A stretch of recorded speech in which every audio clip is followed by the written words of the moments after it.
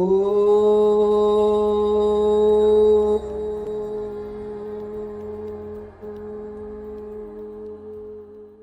right, we just had community yoga connection, and so that just filled my heart up. Those of you who are here live, love it, and thank you. Those of you who will be watching and doing this practice in its recorded version, we're sending you so much love, and you're never alone. So just drop in and embrace that. Part of our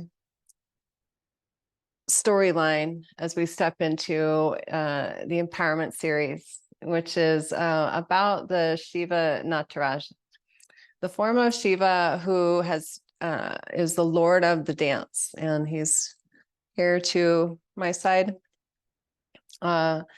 His dance is called the Ananda Tandava, and it is this blissful dance of all the cycles of creation. So everything that we need to remember about being informed, healthy, in balance, humans and spiritual seekers is encoded in the Shiva Nataraj metaphor and myth. So part of that myth does rely on much later in the story, how yogis come together, and we all come from different paths. We come from different places. Some of us like to dwell more deep in the earth. Some of us like to climb high up in the mountains. And anytime we can come together and remind each other to make offering to the beauty of life, our offering is enhanced. So the gift of community is one of the profound teachings that at the very end of this wild ecstatic journey, two of our main characters went on, Patanjali and Vyagrapada.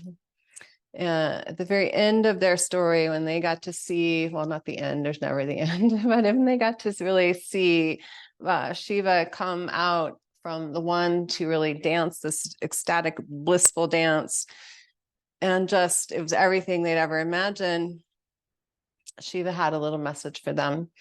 And he said, Patanjali, because you care so deeply about the rich teachings and about the aesthetic practices and about going within and really dropping into the undercurrent of all that is and listening to the heartbeat, you will become the sage, the guru, the teacher of the yoga tradition. And Vyagrapada, because you had the foresight to come down from the tree and connect with the seeker, and you are really about living in community and opening up to the beauty of life, you will be the teacher of the household yogi. And so when those two paths come together, we have this rich blend of what a gift it is to be just supported with the practices, supported in community, supported with wherever you are in your journey, and to know that it could take 1,000 years before you really get the awakening that you're yearning for. It could happen right now. Cool. We got lots of time. So we're going to take the blanket that I've been sitting on. I don't know where yours is, but I'm going to make sure it's folded in half, like half. And place it down. If you have a second blanket, we'll use it. If you don't, we won't. And that second blanket will go on top, just like the first. So I've just made myself a little cushion platform. Yeah, go ahead and turn the folded edge. So the fringe edge will go towards you. So turn the folded edge away from where you're sitting. And the most important thing about that is to know, so now we're going to find this part of you, which is your shoulders, the head of your arms, where your collarbone lives. And that will line up with that folded edge. While your neck, so we're going into shoulder stand in a little while. Well, first we'll go through bridge pose, then we'll go into shoulder stand. But your neck will not be on the blanket. So your cervical spine will not be, and you'll need a block if you have one. So you can, when you lay on your right hip and your right shoulder, you can line up the top of your arm bone with the folds in your blanket so that when you come onto your back, you likely have both shoulders pretty well. So then I had to slide down an inch because I don't want my shoulders off the blanket, nor do I really want my neck on the blanket. So find that just right spot.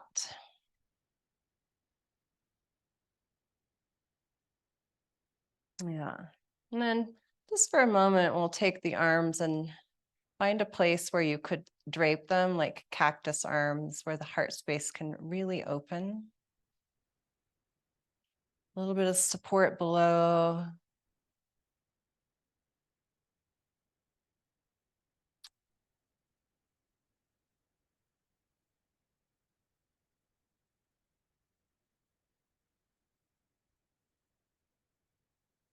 And come back into awareness of breath and body.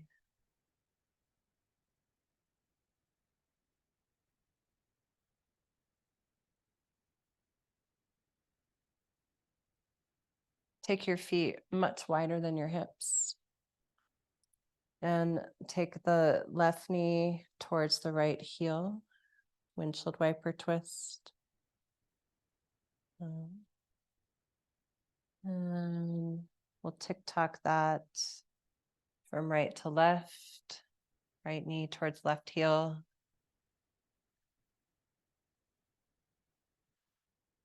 And one more time to the right. Just a slow, soothing, really gentle practice today.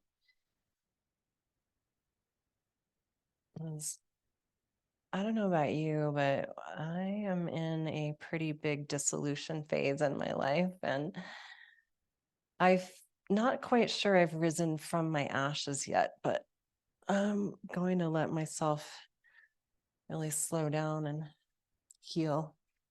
I'm going to take the block underneath your sacrum. Now, if your body is much shorter than mine and your blanket's in the way of your sacrum, push the blanket, just push the block into the blanket and see if you can get, and you want the block just right under that triangular bone. And then we'll come into a supported bridge pose, block on low, upper arm bones long, gaze to the sky, feet outer hip width apart.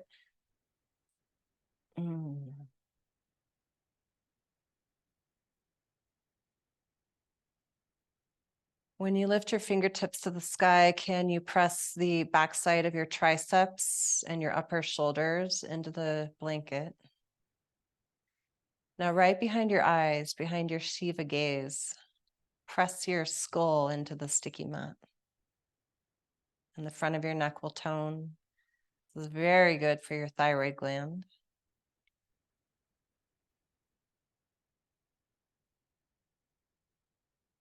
Try not to disturb the upper body too much. Lift your hips a little bit, reach your hands down, and perhaps lift your block to level 2.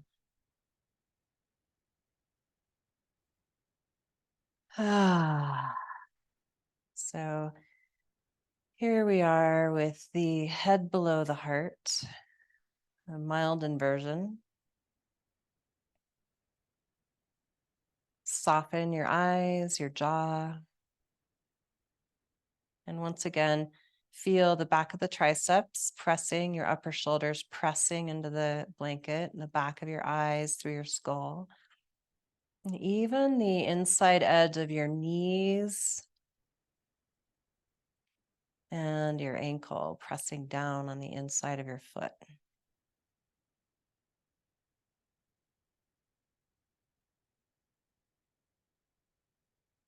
Now, firm your core with your exhale. And then one knee at a time, lift your feet, spread your toes. Nice.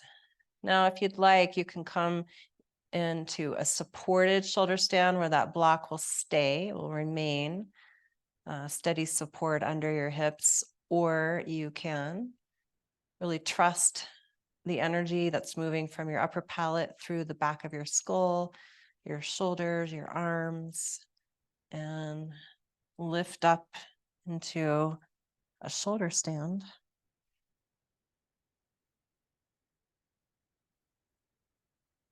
And so here we will really dive into felt sensation of breath.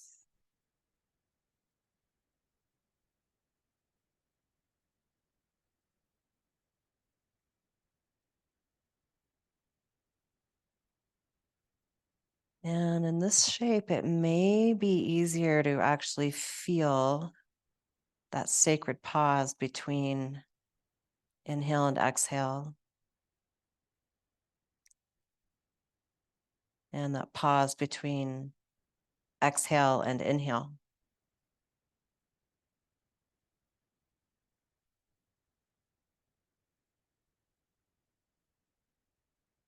Circle out your ankles while your legs are up there in space. Spreading the toes.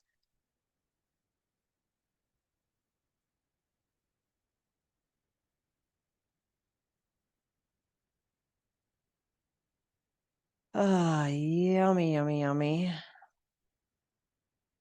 Be sure your gaze is to your eyebrows and that it remains there as you lower. Gaze to the eyebrows.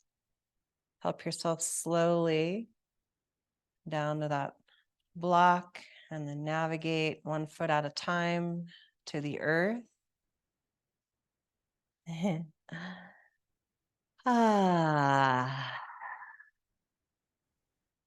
Namah Shivaya. Thank you.